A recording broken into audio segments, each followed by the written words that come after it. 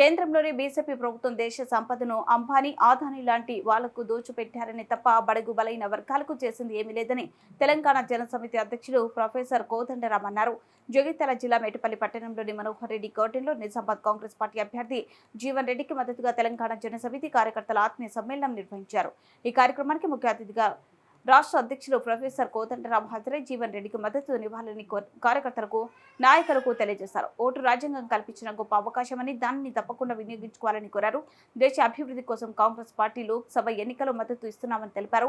గతంతో పోలిస్తే బీజేపీ హయాంలో ధరలు పెరిగి సామాన్యులు అనేక ఇబ్బందులు పడుతున్నారని చెప్పారు. రాజ్యాంగాన్ని మార్చి రిజర్వేషన్లు తీసివేయాలని బీజేపీ చూస్తుందని, దానివల్ల పేదలకు రాజ్యాంగం కల్పించిన ఫలాలు అందవని అన్నారు.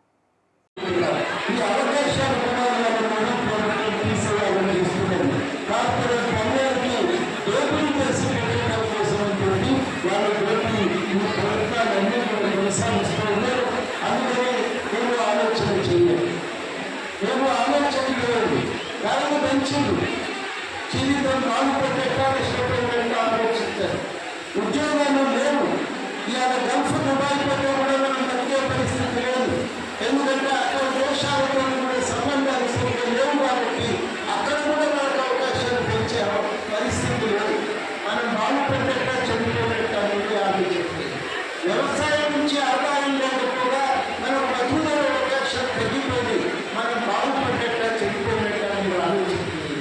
ఈ ప్రభుత్వం ఒకటే మాట చెప్తున్నది, మనం